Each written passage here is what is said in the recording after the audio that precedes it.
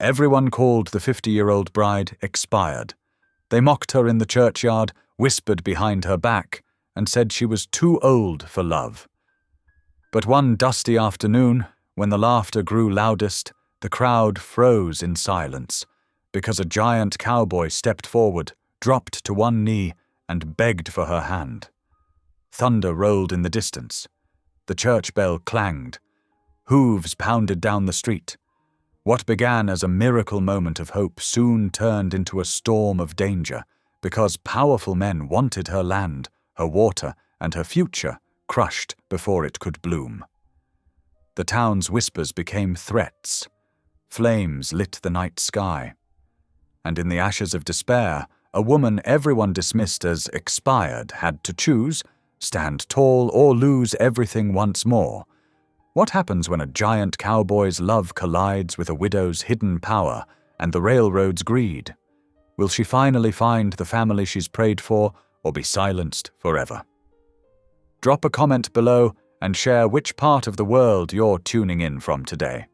If you enjoy stories like this, don't forget to subscribe for more. The church bell's clear tone still echoed across the meadow as Nancy stood frozen, her worn basket hanging limply from trembling fingers. The morning sun caught the silver threading through Wyatt's dark hair as he knelt before her, his weathered hat pressed against his chest. His steady gaze never wavered from her face, though whispers rustled through the crowd like wind through prairie grass. "Miss Nancy," Wyatt said, his deep voice carrying across the sudden hush, "I ain't much for fancy words or grand speeches, but I know what I want, and that's you by my side, if you'll have me." Nancy's throat tightened. She could feel every eye upon them. The same folks who'd moments ago laughed at her expense, who'd dismissed her as nothing more than an aging widow fit only for tending other people's cast-off children. Her cheeks burned, but this time, not from shame. "I know what they say about us both," Wyatt continued, a gentle smile crinkling the corners of his eyes. "Me being a stubborn old bachelor set in his ways, you being." He paused, his jaw tightening briefly. "Well, I reckon neither of us puts much stock in idle talk. What matters is what's true." A few feet away, Nancy heard Sarah Jenkins whisper none too quietly to her friend, "The nerve of him, and her of all people." But Wyatt's calm voice drew Nancy's attention back, like a compass finding true north. "I've watched how you care for them orphans, Miss Nancy. Seen you sharing what little you have, keeping them kids fed and clean when nobody else would take them in. That's the kind of strength I admire, the kind of heart I've been searching for." The morning breeze carried the scent of wild roses and fresh-baked bread from the picnic tables. Nancy's basket swayed slightly in her grip as she struggled to find her voice. "Mr. Hale, Wyatt, I'm 50 years old. I'm no young bride to give you children or—" "I ain't asking for what was," he interrupted gently. "I'm asking for what is, for who you are right now, standing before me, a woman of courage and grace who knows the value of hard work and tender mercy." His voice softened. "Someone who makes me reckon there might be room for joy again, even at our age." Behind them, someone snickered. "Guess old Hale's gotten desperate. That'll do," Wyatt said sharply, not even turning his head. The mockery died instantly. Everyone in Clear Fork knew Wyatt Hale wasn't a man to cross, for all his usual gentleness. He turned back to Nancy, his expression softening again. "I got a good ranch, Miss Nancy. 200 acres of prime grazing land, a solid house that just needs a woman's touch to make it a home. Plenty of room for them children you care for." He paused, something vulnerable flickering in his eyes. "And room for an old cowboy who's tired of eating his own cooking and coming home to empty rooms." Nancy's vision blurred with tears she refused to let fall. 25 years ago she'd married Thomas Whitfield with stars in her eyes and dreams of a house full of children. Life had other plans. Thomas took sick with fever 5 years in, leaving her alone. The babies they'd lost, one after another, had taught her grief could cut deeper than any knife. She'd poured her broken heart into caring for orphaned children instead, earning more scorn than praise from the townsfolk who thought she was reaching above her station. But Wyatt saw her, really saw her, not as someone expired or used up, but as a woman with value, with worth. The picnic crowd had grown absolutely still, holding their collective breath. Nancy could see faces she'd known for decades, some kind, some cruel, some simply curious to see what an aging widow would do with such an unexpected proposal. The same faces that had watched her bury her husband, lose her babies, take in unwanted children. The same faces that had whispered behind their hands about how she was too old now for anything but charity work.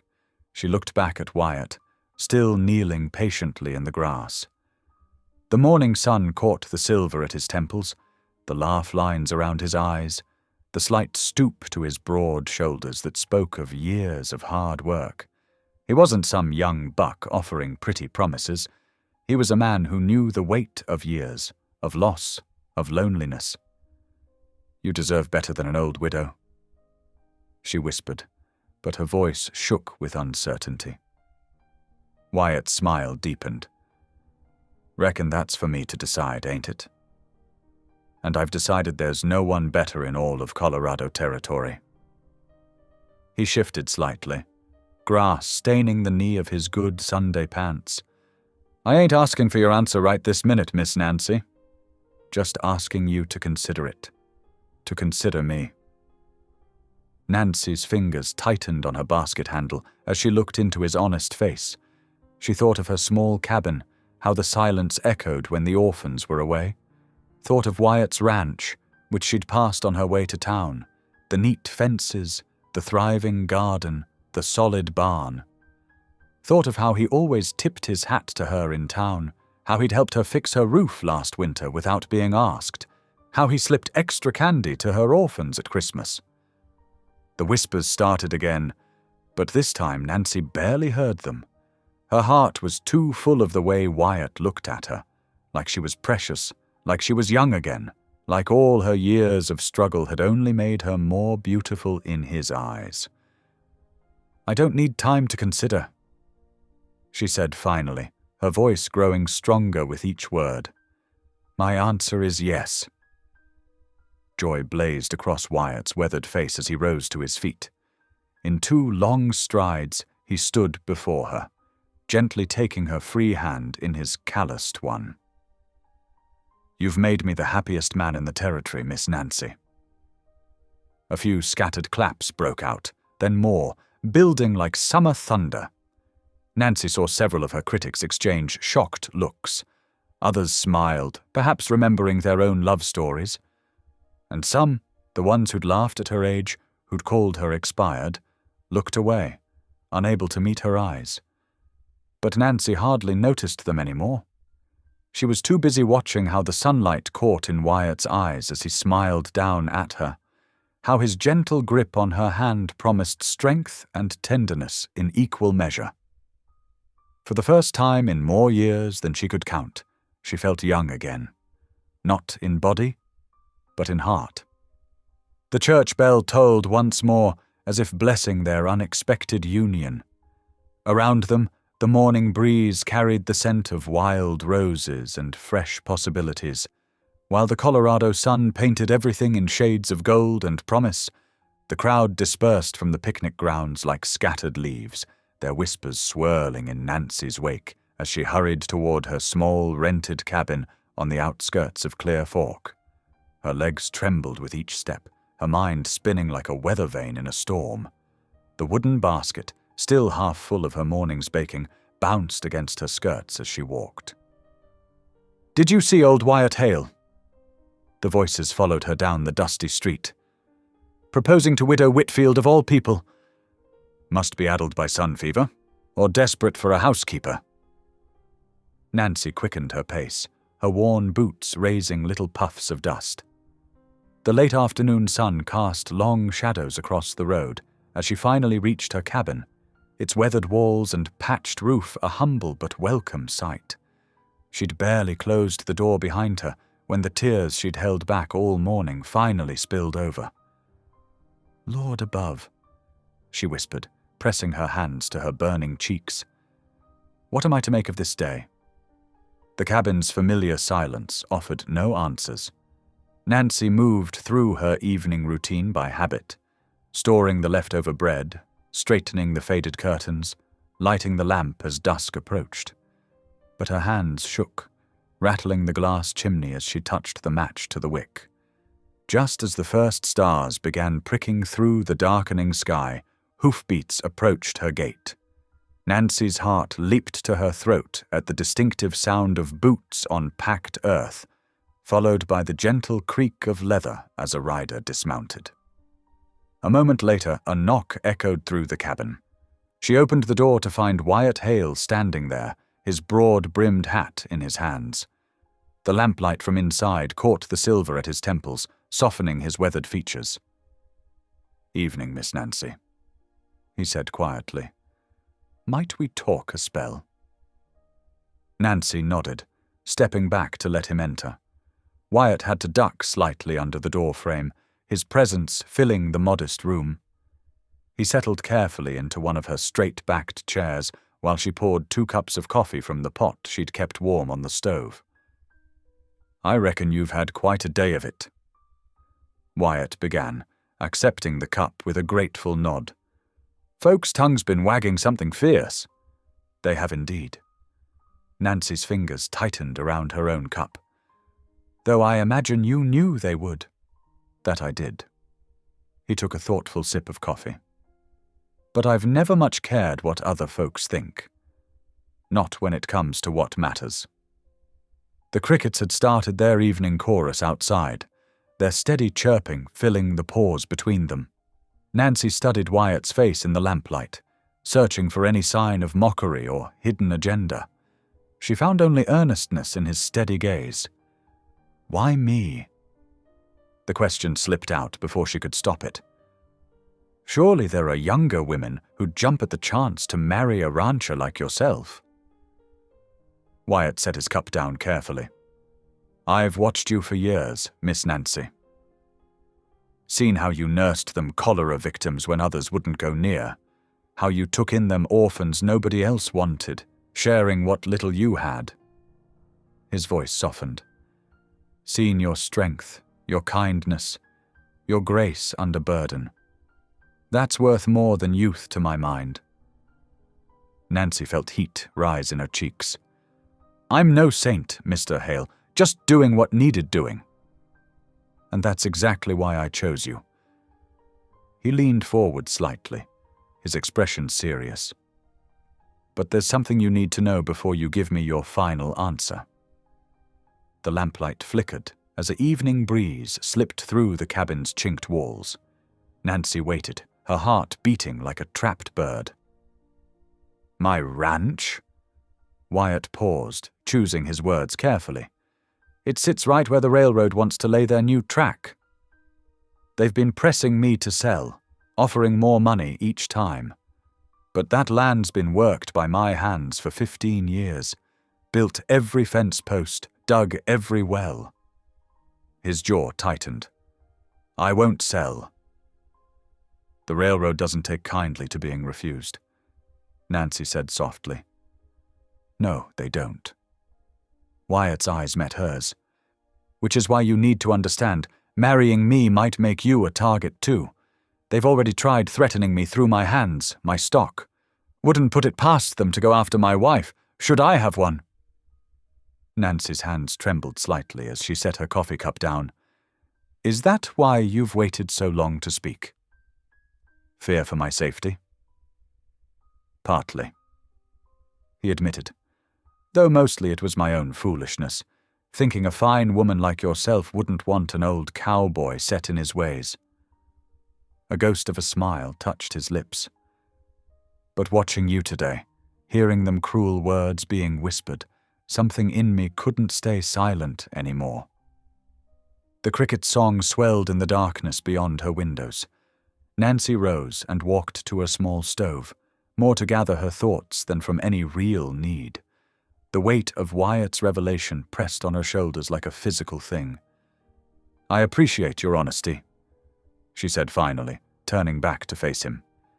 "And your bravery in speaking up today.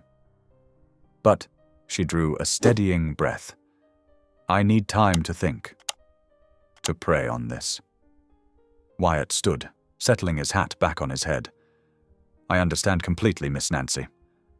Wouldn't respect you near as much if you jumped without looking." He moved toward the door, then paused. "Take all the time you need. I ain't going nowhere." After he left, Nancy listened to the retreating hoofbeats until they faded into the night. Then she sank to her knees beside her narrow bed, clasping her hands together. "Lord," she whispered into the quiet cabin, "I don't know what to do. My heart says yes, but—" She swallowed hard. "Is it selfish to want this chance at happiness, knowing the danger? Is it foolish to think I could be a proper wife again at my age?" Only the crickets answered, their steady song offering neither guidance nor judgment. Nancy remained kneeling in the lamplight, torn between the longing in her heart and the fear that whispered of railroad men's threats, of possible violence, of all she might lose if she dared to reach for joy again. Outside, the stars wheeled slowly overhead, watching in silence as a widow wrestled with the unexpected gift of a second chance at love, and all the complications that came with it. The morning sun filtered through Nancy's worn curtains as she stirred cornmeal batter in her kitchen. 3 sleepy-eyed children huddled around her small table. Sarah, aged 10, Tommy, aged 8, and little Beth, just 6 years old. The familiar routine of breakfast preparation helped steady her nerves after yesterday's tumultuous events. "Miss Nancy, are the corn cakes almost ready?" Tommy asked, his stomach growling loud enough to make Beth giggle. "Just about done, dear." Nancy poured the batter onto the hot griddle, watching it sizzle. Her thoughts drifted to Wyatt's visit the night before, but she pushed them aside. These children needed her attention now. The corn cakes turned golden brown, and Nancy served them up with the last of their molasses. She watched the children eat, their eager faces reminding her why she'd taken them in despite her meager means. Sarah had lost her parents to fever 2 winters ago, Tommy's folks to a wagon accident, and Beth's mother had simply disappeared one night, leaving the little girl on Nancy's doorstep. "Time for school," Nancy announced once the plates were cleared.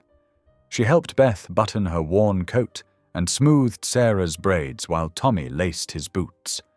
The morning air held a hint of autumn crispness as they started down the dusty street toward the schoolhouse. They hadn't gone far when Mrs. Peterson stepped out of her yard. "Well, if it ain't the soon-to-be bride," she called out, loud enough for others to hear.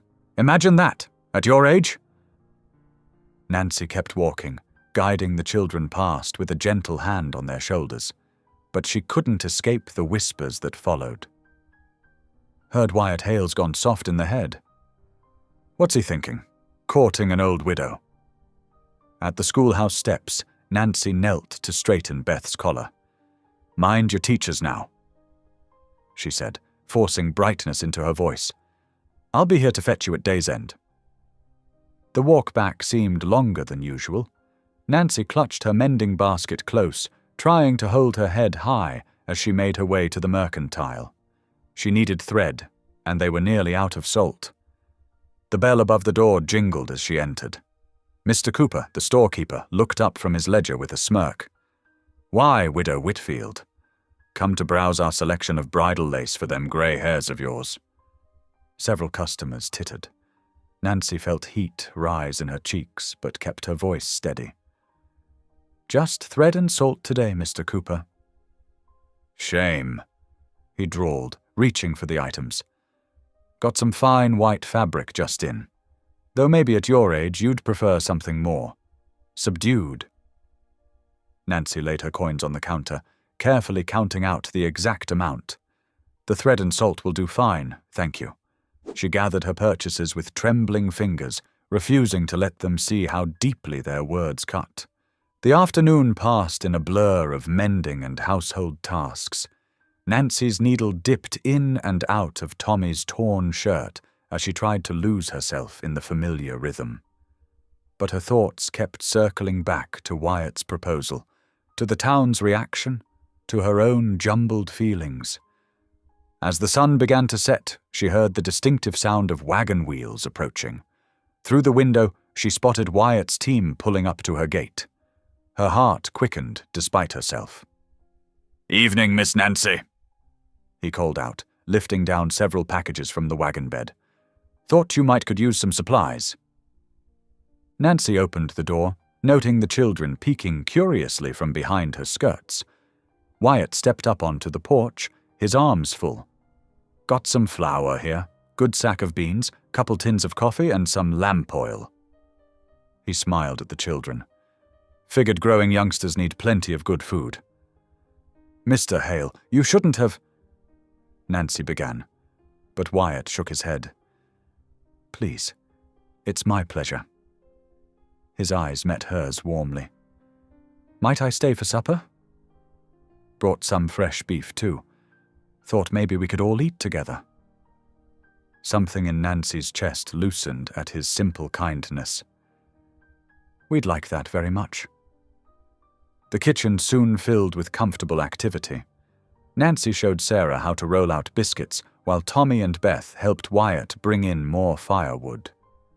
The beef sizzled in Nancy's cast-iron skillet, filling the cabin with savory aromas.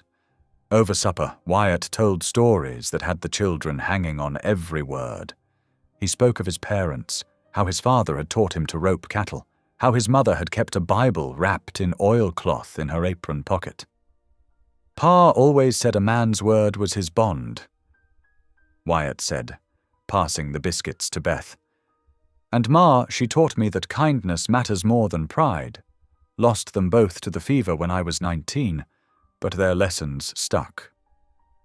"It must get lonely," Nancy said softly. "Working that big ranch by yourself." Wyatt nodded, his expression thoughtful. "That it does. Been thinking more and more lately about family, about having folks to share the work with, to build something lasting for." He looked around the table at the children, then back to Nancy. "A house ain't really a home without love in it." After the meal, Nancy sent the children to their bed in the corner room. She and Wyatt sat by the dying fire, the comfortable silence broken only by the pop of embers. "I've dreamed of it too," Nancy admitted finally, her voice barely above a whisper.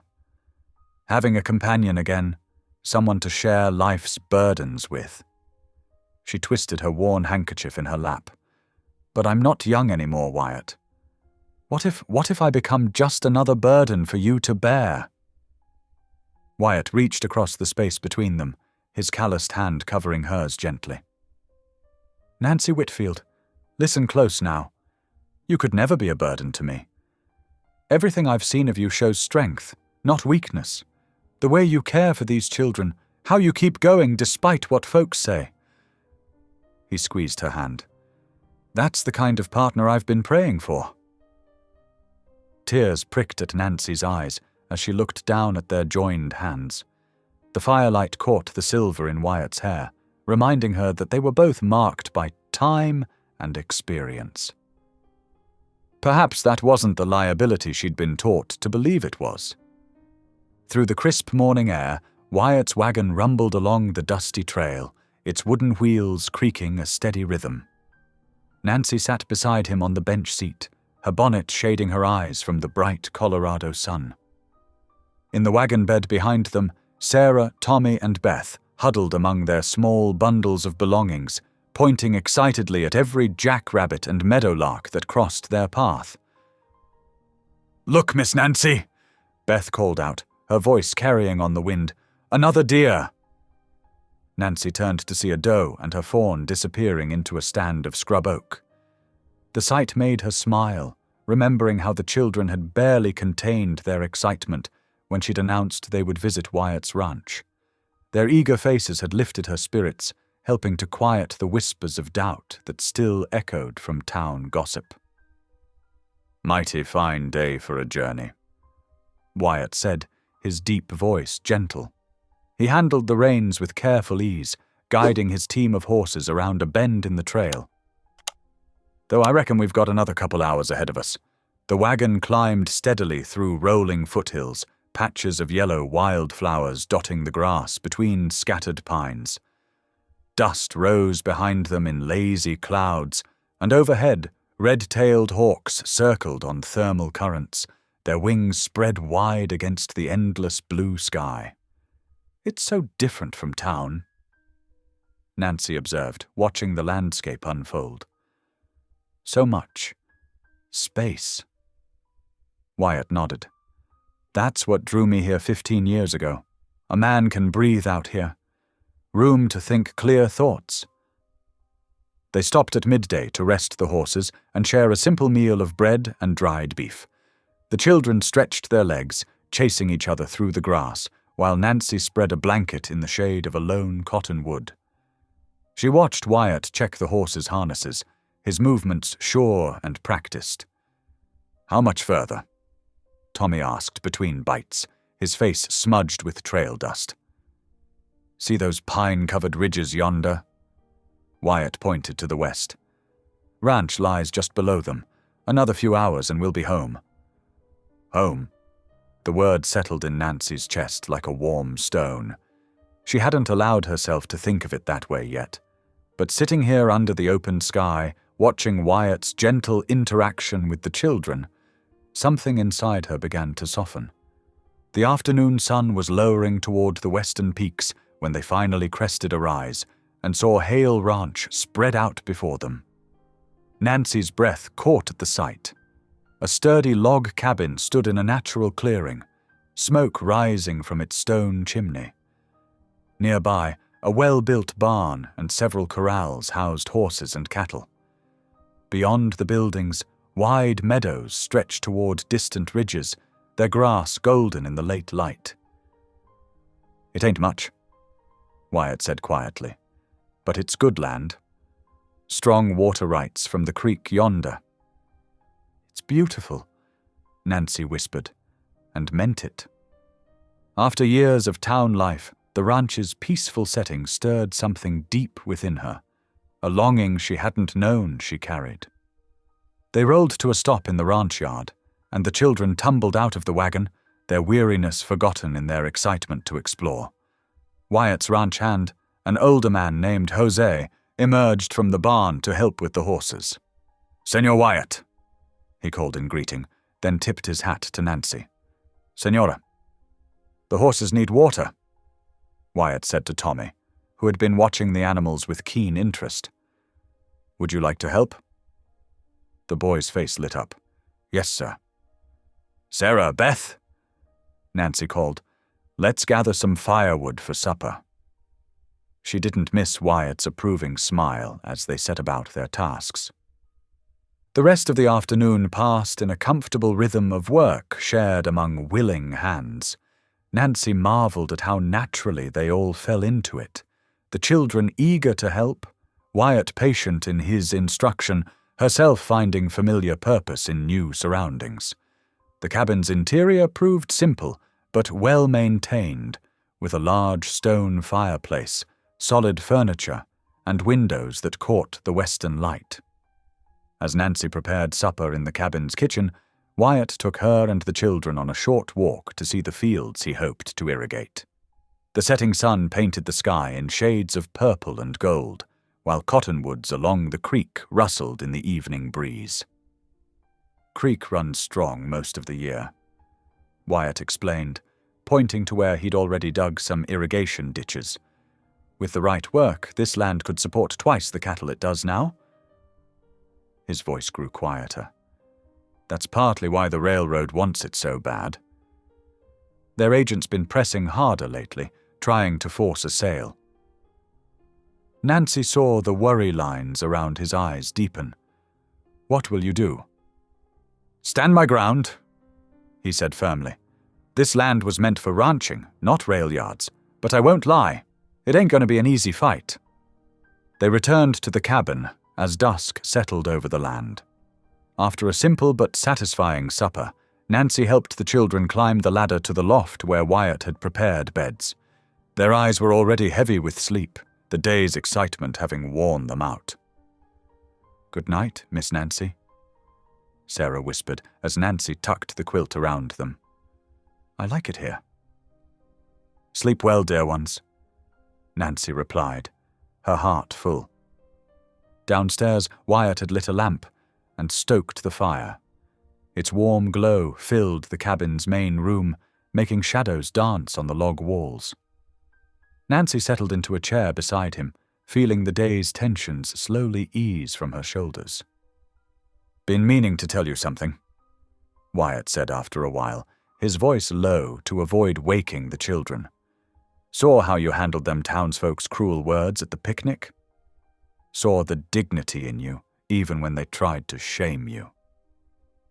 He paused, choosing his words carefully. "Takes real courage to keep your faith strong when others try to tear it down." Nancy's hands twisted in her lap.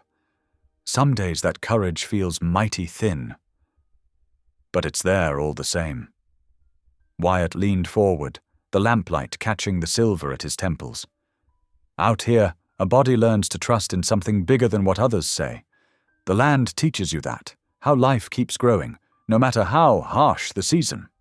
They sat in comfortable silence, listening to the pop and crackle of the fire, the soft night sounds drifting in through the windows. Nancy felt a peculiar peace settle over her, different from anything she'd known in town. Here, under the vast sky, those whispers of "expired" seemed to lose their sting. "The children seem happy here," she observed. Wyatt smiled. "They're good kids. Smart, too. Tommy's got a real way with horses. Noticed that right off." "You're good with them," Nancy said softly. "Patient. Kind." "Had good teachers in my own folks," he replied. "They showed me that family ain't just about blood. It's about choosing to stand by each other, no matter what comes." Nancy gazed into the fire, feeling the weight of decision in her heart. The ranch had shown her a glimpse of what could be, not just survival, but a life rich with purpose and shared love. Yet uncertainty still whispered at the edges of her mind, reminding her of the railroad's threats, the town's judgment, her own fears of inadequacy. The lamp flickered, casting warm light across Wyatt's weathered face. In his eyes she saw not judgment but understanding, not demand but patient hope. Whatever her decision would be, she knew it must come from a place of faith rather than fear. Outside, a coyote called from distant hills, its lonely song echoing through the darkness.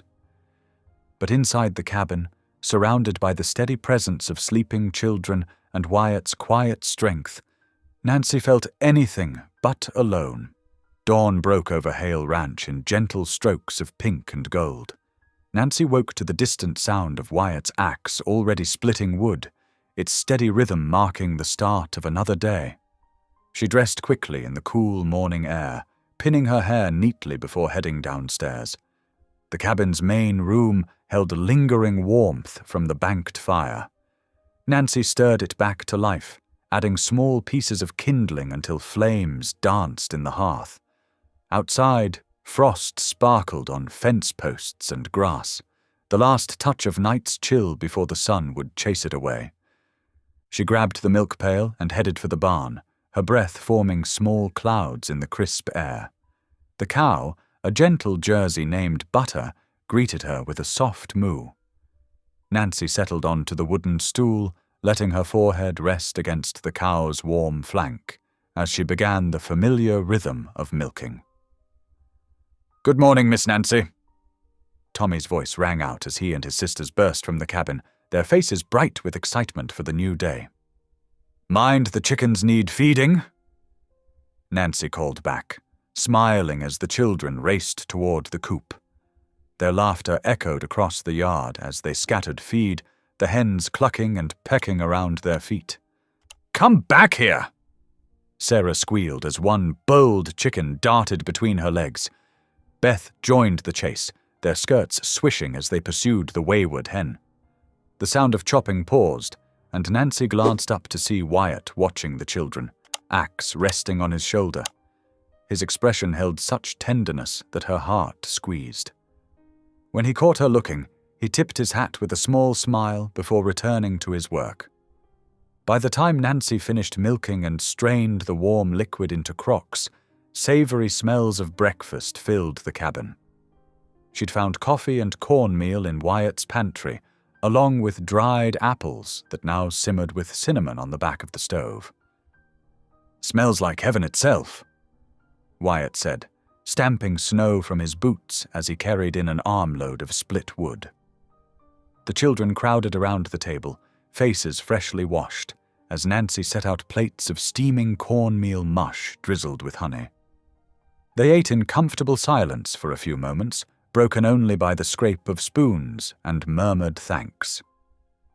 Nancy poured coffee for herself and Wyatt, noting how naturally they had fallen into this shared morning routine. "Had a visitor yesterday," Wyatt said finally, his voice carefully neutral. "While you were in town with the children." Nancy set down her cup, attention sharpening at his tone. "The railroad?" He nodded, jaw tightening. Their foreman, Marcus Webb, came riding up bold as brass, talking about progress and development. His hand clenched around his coffee cup. "Offered what he called quick money and fewer troubles if I'd sell now." "Fewer troubles?" Nancy repeated softly, not liking the implied threat. Reckon he meant to sound helpful, but it came out more like a warning. Wyatt's eyes met hers across the table. "I told him this land's not for sale at any price." The children had grown quiet, sensing the tension in the adults' voices. Tommy pushed his empty plate away, face serious. "Are bad men trying to take the ranch, Mr. Hale?" "No one's taking anything, son," Wyatt assured him, though Nancy caught the worry in his eyes. "This land's protected by law and hard work. That counts for something." As if to underscore his words, a rider appeared in the yard, kicking up dust as he approached. Nancy rose to peer out the window, heart beating faster when she recognized the railroad company's logo on the man's saddlebag. "Kids, why don't you go check on those chickens again?" she suggested, keeping her voice light. They filed out reluctantly, casting curious glances over their shoulders. The rider dismounted and pulled an envelope from his bag, holding it out as Wyatt stepped onto the porch. "Message for you, Mr. Hale, from Mr. Webb." Wyatt took the envelope without a word, waiting until the rider departed before breaking the seal. Nancy watched his face as he read, noting how his expression hardened. "What does it say?" she asked when he came back inside. "Webb wants to meet in town within the week." Wyatt dropped the note onto the table. "Says there's matters requiring immediate attention." Nancy laid her hand over his weathered one. "You don't have to face this alone anymore." His fingers tightened around hers briefly before he stood, reaching for his hat. "Got fence line needs mending on the north pasture. Best get to it while the day's young." She watched him stride out, shoulders set with determination. The morning passed in a blur of activity, Nancy teaching Beth to churn butter while Sarah helped sweep, and Tommy tagged along after Wyatt, learning about ranch work with eager attention. But concern gnawed at her throughout the day. She'd seen how railroad companies operated in other towns, their pressure growing from polite requests to darker tactics when met with resistance. The thought of harm coming to Wyatt or the children made her stomach clench with fear. That evening, as shadows lengthened across the yard, Nancy gathered the children for prayers before bed. It was their usual routine. one she'd maintained even through the hardest times in town. They knelt together beside the fireplace, the flames casting dancing light on their bowed heads. "Dear Lord," Nancy began, her clear voice carrying in the quiet room, "we thank you for this day, for this roof over our heads, and for bringing us together in this place. We ask for your protection over this ranch and all who dwell here." She sensed rather than saw Wyatt pause in the doorway, listening. "Guide us with your wisdom," she continued, "and grant us courage to stand firm in what's right. Help us remember that you are stronger than any threat, and your peace can calm any storm." "Amen," the children chorused softly. When Nancy looked up, she found Wyatt watching her with an expression of wonder, as if seeing her in a new light. The children climbed the ladder to their loft beds, but Nancy remained by the fire, lost in thought. Wyatt settled into the chair beside her. "Didn't know you were such a prayer warrior," he said quietly. "It's kept me going through some mighty dark times," she admitted. "When my husband died, when the fever took half the town's children, when folks turned cruel with their words, prayer was sometimes all I had." Outside, coyotes began their evening chorus, their wild songs echoing through the hills. Nancy shivered, not entirely from cold. The sound reminded her of how exposed they were out here, how vulnerable to both nature and human threats. Yet as she looked around the cabin, she saw signs of the changes her presence had already brought. Curtains hung at the windows now, sewn from fabric she'd brought from town. Children's drawings decorated the walls. The smell of fresh bread lingered in the air, and a quilt she'd mended lay folded on Wyatt's chair. More than the physical changes, though, she felt a shift in the very atmosphere of the place. What had been simply Wyatt's house was transforming into something warmer, something that felt increasingly like home. She sensed it in the way the children moved through the rooms with growing confidence, in how Wyatt's smile came more readily, in her own deepening attachment to this patch of earth and its people. The railroad's threats cast a shadow over this budding happiness, but sitting here in the firelight, Nancy felt a fierce determination rising alongside her fear. This place, these people, they were worth fighting for. Another coyote called in the distance, answered by its pack. Nancy drew her shawl tighter, letting the familiar words of an old psalm run through her mind. "The Lord is my shepherd, I shall not want." Beside her, Wyatt added another log to the fire, its crack and pop a comfortable counterpoint to the wild sounds outside. They sat together in understanding silence, watching the flames dance and listening to the soft breathing of sleeping children above. Nancy knelt beside the old trunk in her cabin's corner, dust motes dancing in the afternoon sunlight, streaming through the window. The leather-bound container held the last remnants of her life with Thomas, her late husband. She hadn't opened it since moving to Wyatt's ranch, but something in her heart urged her to sort through these memories today. "What are you looking for, Miss Nancy?" Sarah asked, peering over her shoulder. "Just checking some old papers, dear." Nancy lifted out a stack of yellowed documents, their edges worn soft with age. "Why don't you go help Beth with the washing?" Once alone, Nancy began methodically sorting through the papers. Tax receipts, letters from Thomas's family back east, their marriage certificate. Each piece stirred bittersweet memories. Her fingers trembled slightly as she touched the familiar handwriting. Near the bottom of the stack, a folded document caught her eye. The paper was thicker than the others, with an official seal visible through the creases. Nancy opened it carefully, her eyes widening as she read the formal script. "Lord have mercy," she whispered, sitting back on her heels. The document was a water rights deed, signed and notarized 15 years ago. Thomas had purchased legal rights to Clear Fork Stream, the very water that now ran through Wyatt's ranch property. Nancy remembered Thomas mentioning an investment in water rights, but in the grief following his death, she'd completely forgotten about it. Her hands shook as she read through the precise legal language again. According to this deed, she, not the railroad, held authority over the water that was crucial to both the ranch and the railroad's planned development. "Wyatt needs to see this," she murmured, carefully folding the document and tucking it into her apron pocket. She found him in the barn, repairing a broken harness. "Wyatt," she called softly. "I found something important." He looked up, noting her serious expression. "What is it?" Nancy pulled out the deed, explaining as he read it. "Thomas bought these rights before the fever took him.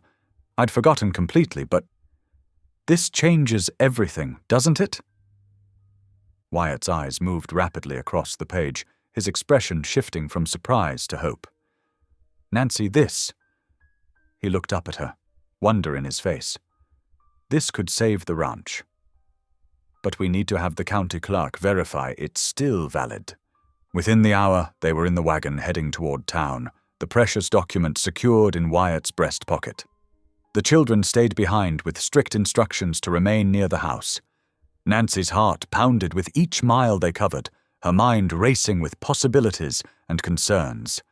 The county clerk's office was a small room in the courthouse, smelling of dust and old paper. Mr. Peterson, the clerk, peered at them over his wire-rimmed spectacles as they entered. "Mr. Hale."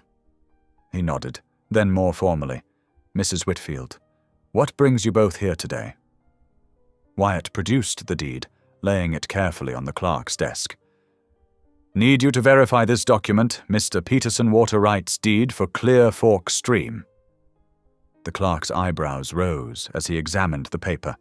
He turned to his thick ledgers, checking dates and descriptions against the official records. The scratching of his pen and the ticking of the wall clock were the only sounds in the stuffy office. "Finally, Mr."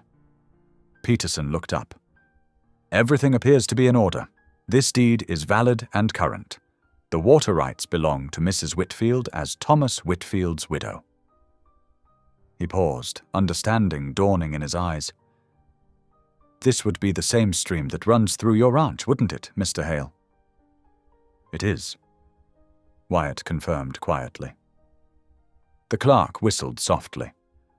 "Well now, that's quite significant, considering recent interests in the area."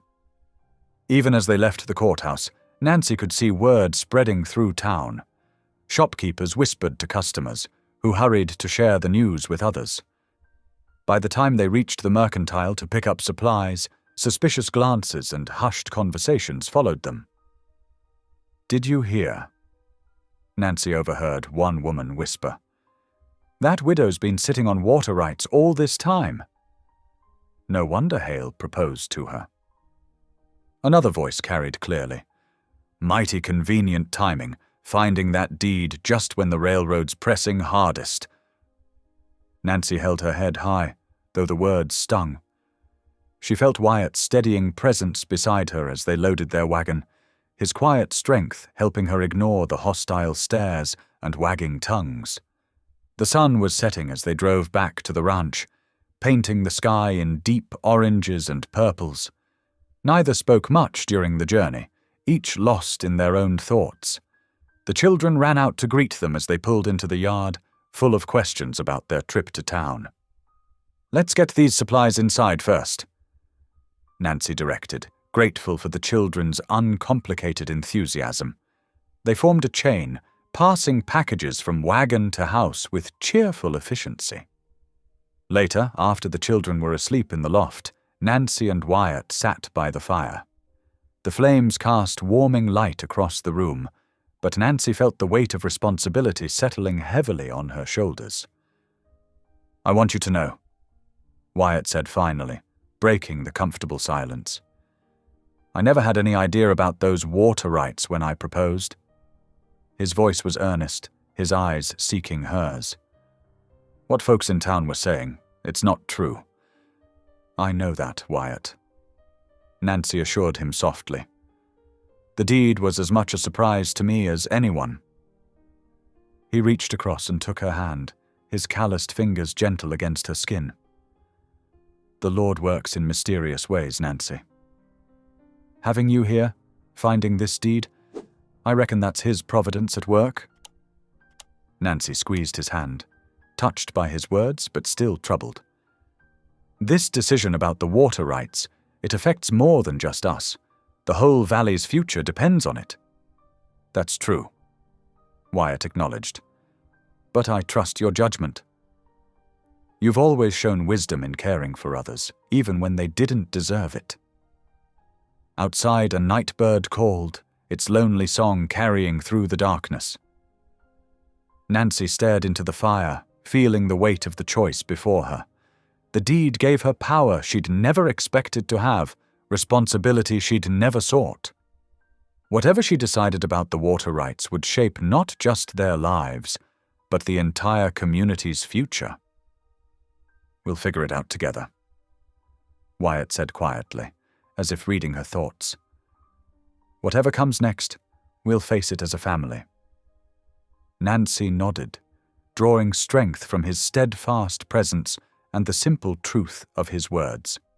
The deed in her pocket represented both power and responsibility, a test of character she never expected to face.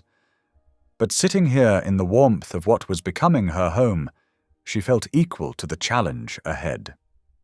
The Sunday morning dawned clear and crisp, with autumn's first hint of coolness in the air. Nancy smoothed her best dress, faded blue calico with only one carefully mended tear, and pinned her grey-streaked hair neatly at the nape of her neck. The three orphans, scrubbed pink and wearing their Sunday clothes, fidgeted beside her as their wagon approached the white-painted church. "Look at all the people," little Sarah whispered, clutching Nancy's hand. Indeed, the churchyard overflowed with townsfolk, more than Nancy had ever seen gathered for a regular service. Wagons and buggies lined the dirt road, and clusters of people stood talking in hushed voices that fell silent as Wyatt helped Nancy and the children down from their wagon. "Mrs. Whitfield," someone called out with false sweetness. "How clever of you to find that deed just now." Nancy felt heat rise in her cheeks, but kept her head high. Wyatt's steady hand at her elbow gave her courage as they walked towards the church steps. "Shameful," came a loud whisper. "Using water rights to trap a man into marriage." "Now there's a schemer for you," another voice added. "Holding power over menfolk ain't natural." But then Martha Jenkins, whose sick baby Nancy had tended through 3 nights of fever, stepped forward to grasp her hand. "Don't you mind them," she said firmly. "Some folks are just jealous of anyone's happiness." Inside, the church was stifling with so many bodies packed into the narrow pews. Sunlight streamed through the plain glass windows, catching dust motes in golden beams. Nancy settled the children beside her, trying to ignore the constant turning of heads and whispered conversations. Reverend Thompson's sermon seemed to drag on forever, his words about loving thy neighbor falling on deaf ears as the congregation's attention remained fixed on Nancy and Wyatt. Nancy kept her eyes forward, though she could feel the weight of stares boring into her back. Finally, as the sermon drew to a close, Wyatt stood. His height commanded attention, and a hush fell over the congregation. Nancy's heart thundered in her chest. "Folks," Wyatt's deep voice carried clearly through the church, "I reckon most of you have heard by now that I asked Mrs. Nancy Whitfield to marry me." He paused, his gaze steady. "Today, I'm pleased to announce she's accepted." The silence broke. Several people began to clap, including old Mr. Peterson from the clerk's office and Martha Jenkins. But others made their disapproval clear with loud huffs and muttered comments. "Could have had his pick of younger women," came Mrs. Anderson's carrying whisper. "Throwing himself away on a worn-out widow," agreed her friend. But then something remarkable happened. Little Sarah stood up on the pew, her young voice ringing out. "We're going to be a real family." The other two orphans jumped up beside her, beaming. Their innocent joy seemed to shift something in the church atmosphere. Nancy saw several faces soften, and more people joined the scattered applause. As they filed out after the service, the reactions continued to divide sharply. A group of children broke away from their parents to surge around Nancy, hugging her legs and asking excited questions about the wedding. Their mothers watched with mixed expressions, some smiling, others pulling their children away with sharp words.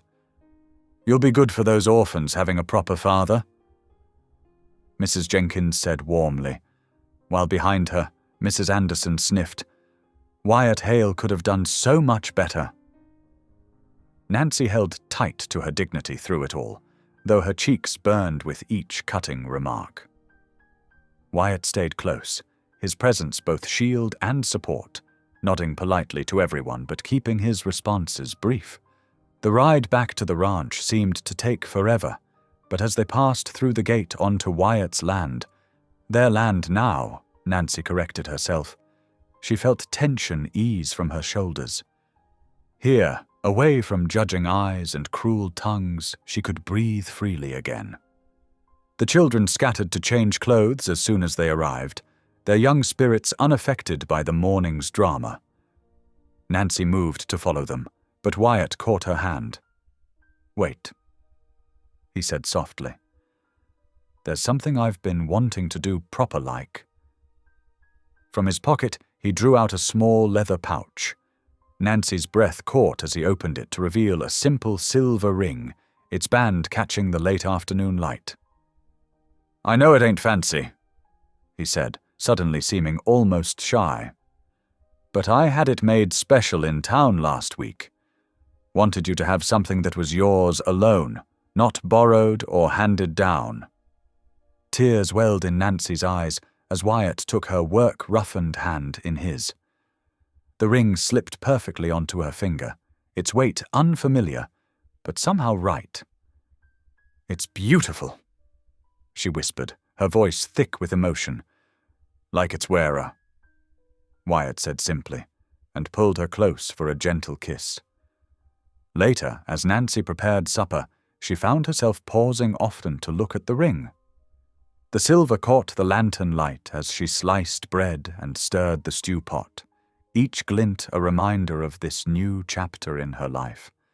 The children set the table without being asked, their excitement bubbling over in chatter and laughter. "Can we call you Pa now?" Tommy asked Wyatt earnestly as they sat down to eat. Wyatt's eyes grew suspiciously bright. "I'd like that just fine," he said gruffly, reaching out to ruffle the boy's hair. "Pa," Sarah tried out the word carefully, then broke into a wide smile. "Our Pa." The simple meal of beef stew and fresh bread tasted like a feast to Nancy. Lantern light cast a warm glow over the table as they talked of the future, the wedding plans, changes they might make to the house, dreams of seasons to come. "We could plant a proper kitchen garden come spring," Nancy suggested. "And maybe get some sheep," Beth asked hopefully. "For wool to spin?" "Reckon we could manage that." Wyatt agreed, his eyes twinkling at the children's enthusiasm. As Nancy looked around the table at these dear faces, Wyatt's strength and gentleness, the children's bright hope, all of them together making something new and precious, tears slipped down her cheeks again. "You all right, Nancy?" Wyatt asked softly. She nodded, unable to speak for a moment. "I'm more than all right," she finally managed. "I haven't known such happiness in 20 years. Wyatt reached across the table to take her hand, his thumb brushing over the new ring. "This is just the beginning," he promised. "The best is yet to come." The children began clearing the dishes, their chores transformed into a game by their joy. Nancy watched them, her heart so full it felt it might burst. After years of loss and loneliness, After bearing the weight of others' judgment and scorn, she had found her way home to love, to family, to belonging. Outside, the evening star appeared in the darkening sky. Its steady light seemed to Nancy like a blessing, a heavenly seal of approval on this new-formed family. Whatever challenges lay ahead, the railroad's pressure, the town's gossip, the daily work of joining two lives together, they would face them united, stronger together than apart. The night wrapped the ranch in velvet darkness, broken only by starlight and the thin crescent moon. Nancy drifted to sleep with contentment, the children's peaceful breathing from the loft above mixing with the familiar sounds of cattle lowing in the distance and crickets chirping their evening song. A harsh smell jolted her awake. Smoke. Thick and acrid, it crept under the bedroom door like a poisonous snake. Nancy bolted upright, her heart hammering against her ribs. "Wyatt!" she cried, shaking his shoulder. He was already stirring, years of ranch life having honed his instincts. The crackle of flames reached their ears, and an orange glow flickered through the window. The heat was building, making the air shimmer. "The children!" Nancy gasped, throwing off the quilt and rushing toward the door. Smoke billowed in as she yanked it open, stinging her eyes and catching in her throat. Wyatt's voice boomed up towards the loft. "Tommy! Sarah! Beth! Wake up now!" Frightened cries answered him as the children scrambled down the ladder, coughing in the thickening smoke. The fire had taken hold of the cabin's eastern wall, flames licking up the dry timber with terrible speed. "This way!" Wyatt shepherded them toward the door, his broad shoulders hunched against the heat. Nancy grabbed a blanket, wrapping it around Beth's thin nightgown as they stumbled onto the porch. The wooden steps loomed in the darkness. Nancy's foot caught on the edge, and she pitched forward with a cry. Her palms scraped raw against the dirt as she broke her fall, but she scrambled up immediately, counting heads in the flickering light. "Tommy!" Panic seized her as she realized one was missing. "Tommy!" A harsh cough answered from the doorway as Tommy emerged last, clutching his arm. Angry red blisters were already forming where flames had kissed his skin. Behind them, the roof gave an ominous crack. Burning shingles slid free, showering sparks into the night sky. Nancy pulled the children further from the house just as a section of the roof caved in with a thunderous crash. The noise carried across the valley. Within minutes, the pound of hoofbeats announced the arrival of their nearest neighbors. The Petersons rode in first, followed by the Jenkinses and others, their faces grave in the firelight. "Form a bucket line!" Mr. Peterson shouted, taking charge. "To the well!" Men and women rushed to help, passing buckets hand to hand from the well to the burning building. But the fire had too strong a hold. Water hissed into steam against the inferno, barely slowing its appetite for destruction. Nancy huddled with the children, dabbing at Tommy's burn with a wet cloth torn from her nightgown. The boy tried to be brave, but tears streaked his soot-stained face. "I'm sorry," he whimpered. "I went back for Pa's photograph." "Hush now," Nancy soothed, though her own voice shook. "You're what matters, not things." Wyatt paced like a caged mountain lion, his features twisted with fury and guilt. "This was no accident," he growled. "Those railroad devils, I'll kill them for this." "Wyatt, please." Nancy reached for his hand. "The children are frightened enough." He stopped pacing, but his hands clenched into fists at his sides. "I brought this on you," he said, his voice raw. "I knew they'd try something, but I never thought. I should have posted guards, should have been more careful." The neighbors worked through the night, but by dawn only smoking ruins remained of the cabin. Nancy knelt in the ashes of what had briefly been her new home. Her fingers brushed something metal, her wedding ring, dulled by soot but intact. The sight of it broke something inside her. Maybe they were right, she whispered, more to herself than to Wyatt, who stood nearby. The gossips in town. Maybe I am too old to begin again, too old to ask these children to face such danger. The rising sun painted the sky in shades of pink and gold, a beauty that seemed to mock their loss. Nancy's knees ached from kneeling in the dirt, and her throat burned from smoke. She felt every one of her 50 years weighing her down like stones. Martha Jenkins approached with a pot of coffee and some borrowed blankets. "You'll stay with us until you get sorted," she said firmly, brooking no argument. "All of you." Nancy looked at the children, huddled together on a fallen log. Tommy's arm was properly bandaged now, but the others bore their own invisible wounds, the terror of the night etched in their young faces. Sarah clutched Beth's hand so tightly their knuckles showed white. The sound of more horses made them all turn. Sheriff Mason rode up with 2 deputies, their expressions grim as they surveyed the destruction. "Wyatt," the sheriff called. "Got word of what happened. Found fresh tracks leading back toward town. 3 horses by the look of it." Wyatt's jaw clenched. "Railroad men." "Can't prove nothing yet," the sheriff replied carefully. "But I aim to find out." Nancy struggled to her feet, ash falling from her skirts. The simple movement felt like climbing a mountain. Everything they'd built, everything they'd dreamed of, gone in a single night of flames. "The children need breakfast," she said mechanically, falling back on routine to keep from falling apart. "And Tommy's arm should be seen by the doctor." "Nancy." Wyatt's voice was gentle as he touched her shoulder. She flinched, not from his touch but from the tenderness in it. She didn't deserve tenderness. She had brought this disaster upon them all with her foolish dreams of happiness. The morning breeze stirred the ashes, carrying away the last wisps of smoke.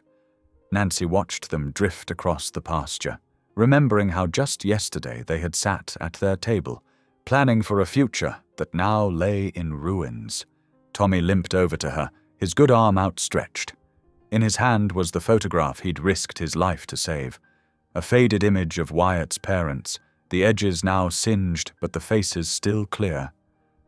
"I couldn't let it burn," he said softly. "They're our family too now, ain't they?" The simple faith in his voice pierced Nancy's heart. She pulled him close, careful of his injured arm, and felt the other children crowd in around them. Their small bodies trembled against her, but they held on tight, as if afraid she might disappear in the morning light. Morning sunlight filtered through the barn's weathered boards, casting long shadows across the hay-strewn floor. Nancy knelt beside Tommy on a rough wooden crate, carefully unwrapping the bandage from his burned arm. The angry red blisters made her heart ache. "Hold still now," she murmured, reaching for the poultice she'd prepared. Fresh comfrey leaves, crushed and mixed with cool water, formed a soothing green paste. "This will help with the pain." Tommy bit his lip as she applied the mixture, but didn't pull away. His eyes were red-rimmed from a night of fitful sleep, dark circles shadowing his young face. "It still hurts something fierce, Miss Nancy." "I know, dear one." She wrapped clean strips of cloth around the poultice, securing it gently. "We'll change it again before sundown." Behind them, Sarah and Beth huddled in the corner of the barn, sorting through the few belongings they'd managed to save. Most of their meager possessions had been lost to the flames. Sarah lifted a scorched rag doll, its once cheerful dress now blackened and torn. "My dolly," Beth whimpered, reaching for the ruined toy. "Mama made her for me before she went to heaven." Sarah pulled her little sister close, as tears spilled down Beth's cheeks. "Maybe we can make her a new dress," she suggested, but her own voice wavered. Nancy's throat tightened at the sight. She'd sewn that doll's dress herself, after Beth arrived at her door clutching nothing but her mother's shawl and a lifetime of grief. Now even that small comfort was damaged. The sound of boot heels on packed earth drew their attention. Wyatt stood in the barn doorway, his face set in hard lines. He'd been checking the property boundaries since dawn, looking for more signs of the attackers. "Found more tracks," he said grimly. 3 riders, just like the sheriff said. Headed straight back to town. His hand rested on his gun belt, fingers drumming against the leather. Nancy's heart skipped. She knew that look in his eyes, had seen it in other men's faces before violence erupted. "Wyatt, what are you planning?" He straightened his broad shoulders. "I'm riding into town. Those railroad men need to answer for this." "No!" The word burst from her before she could stop it. She rose quickly, crossing to him. "Please, don't go alone." "The sheriff's investigating. Let the law handle this." "The law?" Wyatt's laugh held no humor. "The same law that's been bought and paid for by railroad money? No, this needs handling another way." "They could kill you!" Nancy gripped his arm, her fingers trembling. "These men, they've already shown they don't care about human life, about children. Which is exactly why I have to go." He covered her hand with his own, but his expression remained unchanged. "I won't let them think they can burn us out, threaten my family, and walk away clean." "Your family needs you here," she pleaded. "The children are frightened." "I'm frightened." For a moment, his face softened. He reached up to brush a strand of grey hair from her cheek. "Your honor is worth defending, Nancy. Our future is worth fighting for." "But not dying for!" She blinked back tears. "Please, just wait." "Give the sheriff time to—" "I've made up my mind." He stepped back, his boots scuffing against the dirt floor. "I'll speak to those men first. Try to reason with them, but if they won't listen." His hand returned to his gun belt. Nancy felt the children watching, their eyes wide with fear. They'd seen too much violence already in their young lives. "At least let me come with you," she whispered. "No." His tone left no room for argument. "Stay here with the little ones. Keep them safe." He turned toward the door, then paused. "I love you, Nancy. Remember that, whatever happens."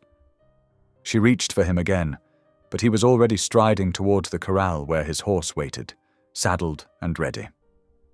The children crowded around her as she watched him swing into the saddle, his back straight and proud against the morning sky. "Pa!" Tommy called out, cradling his injured arm. "Don't go!" Wyatt touched the brim of his hat, a gesture that could have meant anything. Farewell, promise, or goodbye. Then he turned his horse toward town and rode away, leaving only a cloud of dust and the echo of hoofbeats. Nancy stood until he disappeared over the rise, feeling as though her heart had ridden away with him. Sarah tugged at her skirt, tears streaming down her face. "Is Pa coming back?" she asked in a small voice. "Of course he is," Nancy answered automatically, but the words felt hollow in her mouth. She'd said the same thing to her own children, years ago, when their father rode out to fetch the doctor during the fever epidemic. He'd never returned. The day stretched endlessly before them. Nancy tried to keep the children occupied, but everything reminded them of their losses. Beth cried when she couldn't find her favorite blanket. Tommy winced each time Nancy changed his poultice.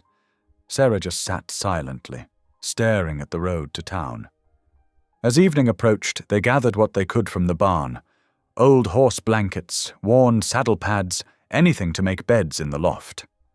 The hay was fresh at least, though it made Beth sneeze. Nancy arranged their makeshift pallets carefully, trying to create some semblance of comfort. "Time for prayers," she announced, more to maintain routine than from any real hope. The children knelt beside her in the hay, their faces shadowed in the lantern light.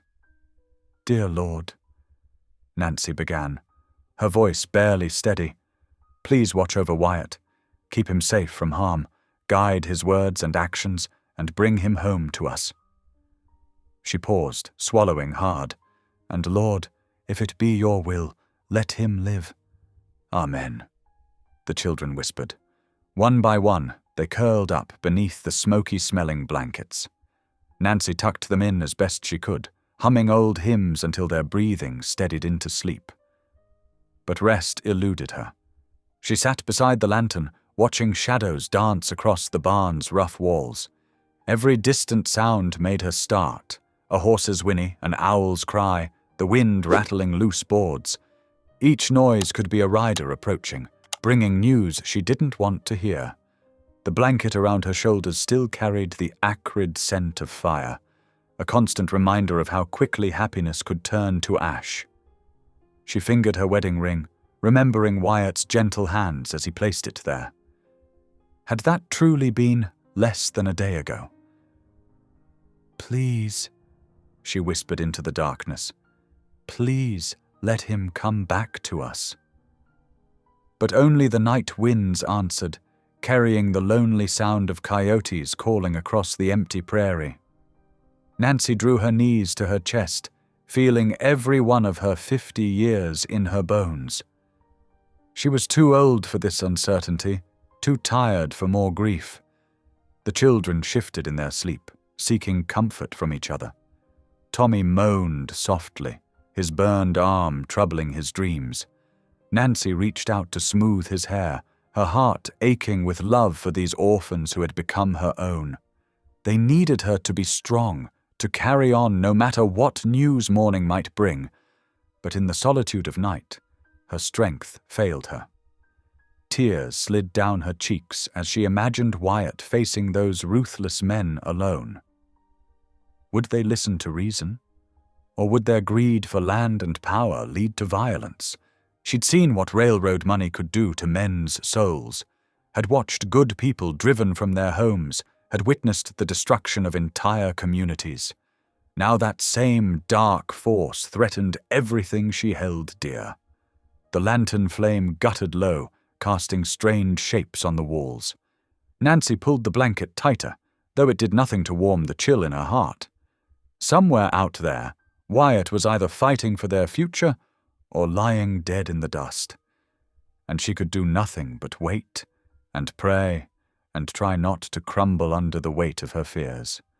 Dawn crept over the horizon, painting the scorched remains of the cabin in pale gold.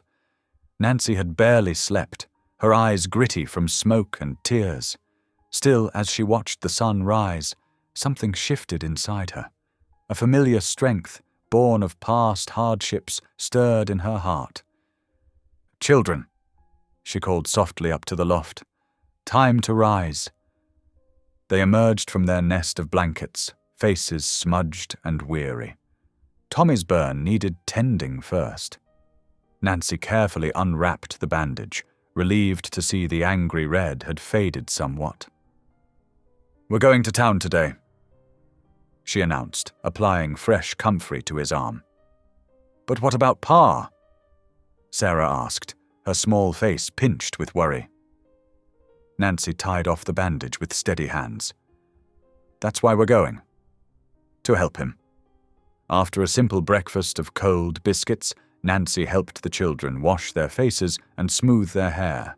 She straightened her own dress, wrinkled from sleeping in the barn, and pinned her grey hair neatly beneath her bonnet. They might be suffering, but they would not appear beaten.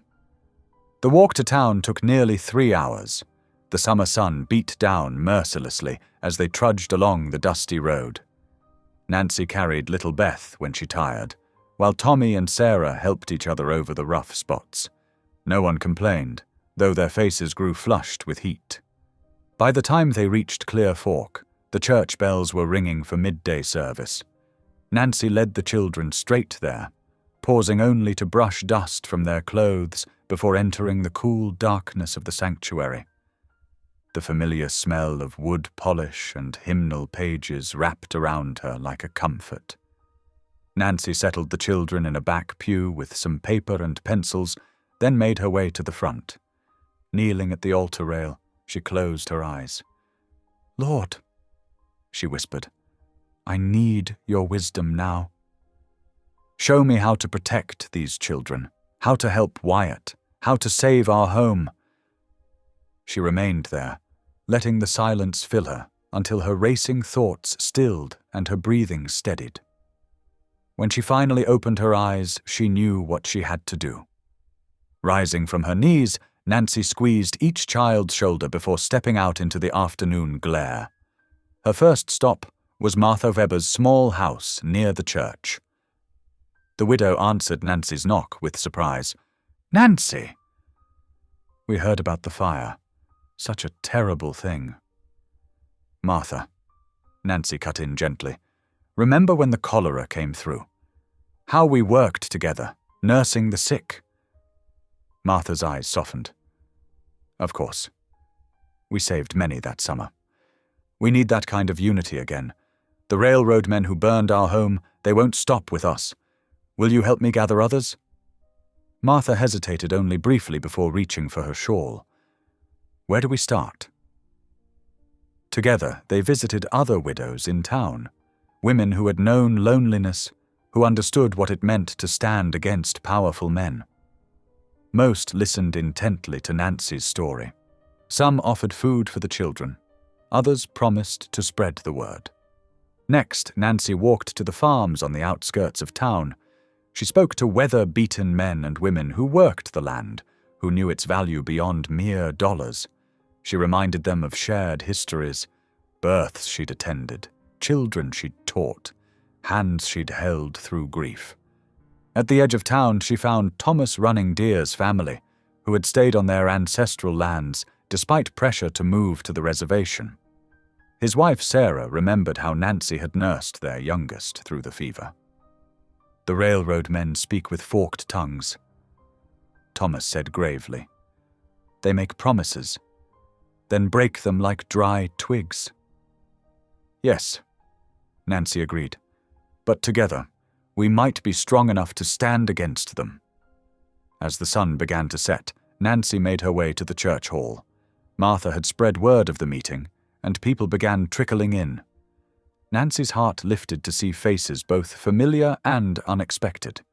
Farmers and townspeople, native families and settlers, the elderly and the young. Lighting the wall lamps, Nancy waited until the hall grew full. Her legs trembled slightly as she stood before them, but her voice remained clear. "Many of you know me as the widow who tends orphans," she began. "Some called me expired, too old to matter." A few faces in the crowd reddened with shame. "But age brings wisdom. I've watched this town grow, watched children born and elders pass, shared your joys and sorrows." She held up the water rights deed.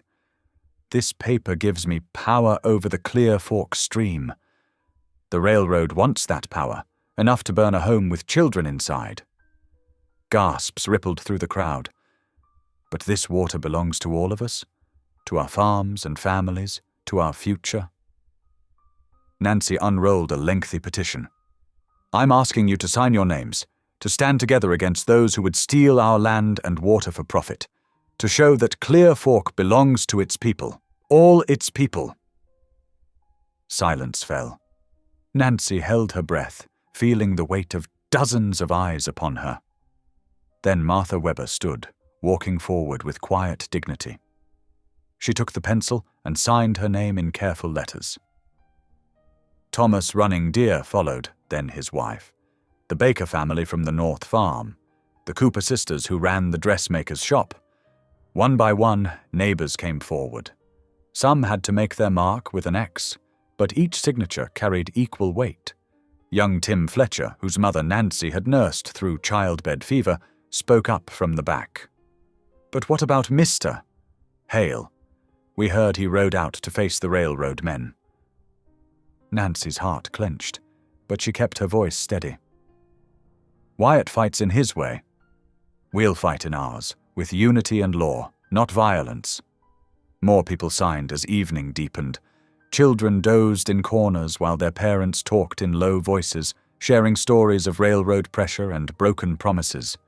Nancy felt hope stirring in the room, a sense of community strengthening with each name added to the petition. By lamplight, she watched her neighbors sign away their fear. These were not powerful people individually. Farmers with calloused hands, women in faded dresses, families who lived close to the land. But together, their signatures filled page after page, creating something stronger than one person's deed or one company's greed. Tommy tugged at her skirt, his eyes heavy with sleep. "Can we go home now, Ma?" Nancy gathered him close, along with Sarah and Beth. Home was still a burned-out shell, and Wyatt's fate remained unknown. But looking at the petition covered in signatures, she felt something solid taking root, a foundation of support that no fire could destroy. "Soon, dear one," she whispered, holding her children close as more neighbors stepped forward to sign. "Very soon." 2 days of anxious waiting ended when hoofbeats echoed outside the church hall. Nancy rushed to the door, the children close behind. Wyatt dismounted slowly, favoring his right side. His face bore cuts and bruises, and his brown coat was torn at the shoulder. "Oh, Wyatt!" Nancy breathed, reaching for him. He caught her hands in his. "I'm all right, just sore. Found those railroad men in Mason's saloon." His eyes were weary but clear. "There was a fight, fists only, thank the Lord, but they let slip something important. The company won't press their claim if the town stands together." Nancy told him about the petition, showing him pages of signatures. Wyatt's eyes filled with tears as he read name after name. "You did what I couldn't," he said softly. "Found a peaceful way." That evening, they stood before the congregation together. Reverend Parker held the petition high, declaring their cause righteous. As the preacher's blessing washed over them, Nancy felt 20 years younger. Not expired, but flourishing like a well-watered garden. The railroad company's letter arrived on a crisp morning, formally withdrawing their claim. Nancy held the paper with trembling hands, while Wyatt read it aloud to their gathered neighbors. Relief swept through them like a cool breeze. But their celebration was brief. There was work to be done. Wagons began arriving the next day, loaded with fresh-cut pine boards and supplies. 2 native families from the reservation brought dried venison and beautifully woven sleeping mats. "For the little ones," they said, remembering Nancy's care during the sickness. As walls rose beneath the Colorado sky, Nancy taught the children to sing "Amazing Grace." Their sweet voices carried across the meadow, keeping time with hammer strikes and saw rhythms. The new cabin grew stronger each day, its bones more sturdy than the first. One evening, as golden light painted the fresh-hewn logs, Wyatt set down his tools. He watched Nancy guiding small hands in hanging a quilt, her grey hair catching the sunset. "Never seen anything so beautiful," he said softly, "as your faith made real." Nancy's cheeks colored like spring roses, her heart as fresh as morning dew. The aspen trees blazed gold and crimson across Clear Fork Valley as October settled in. Inside the white-painted church, Nancy stood before a mirror while neighbor women wove late wildflowers into her silver hair. Her borrowed cream dress had been lovingly pressed by small hands, the orphans now soon to be truly hers. "You look like an angel, Miss Nancy," whispered little Sarah, smoothing the fabric with reverent fingers. The same pews that once held whispered mockery now brimmed with smiling faces. Wyatt waited at the altar, his broad shoulders straight in his Sunday best, tears gleaming in his eyes as Nancy appeared in the doorway. Each step down the aisle felt like flying. Gone were the cruel whispers of "expired." Instead, she heard soft gasps of admiration and saw genuine joy in faces that had once turned away. "I do." Nancy's voice rang clear and strong, her hand steady in Wyatt's calloused grip. When their lips met, sealed in marriage, the church erupted in heartfelt cheers. At last she belonged, truly completely, to both family and community. Wagons creaked and swayed in a long procession toward Hale Ranch, kicking up golden dust in the afternoon light. The celebration spread across the yard where tables groaned under platters of steaming roast beef, golden cornbread, and dozens of fresh-baked pies contributed by every family in Clear Fork. Fiddle music filled the air as children played tag between the apple trees. Their laughter mixed with the stomping of boots and clapping hands as neighbors danced on the packed earth. As purple twilight settled over the valley, Wyatt swept Nancy into his arms for a dance, his eyes shining. "You're the truest partner a man could ask for," he declared, spinning her beneath the rising moon. Nancy's laugh rang free and clear, decades of loneliness melting away like spring snow. The orphans curled up under colorful quilts near the porch, their eyes heavy with happiness as they watched their new Ma and Pa dance. Stars emerged one by one in the darkening sky, while lamplight spilled warm and golden from the new cabin's windows. Nancy's heart overflowed with gratitude as she whispered a prayer of thanks, knowing God had written her story anew. Thanks for being here. If this story stirred something in you, a memory, a feeling, a truth, go ahead and subscribe. I'll be back tomorrow with another moment that just might speak to your soul.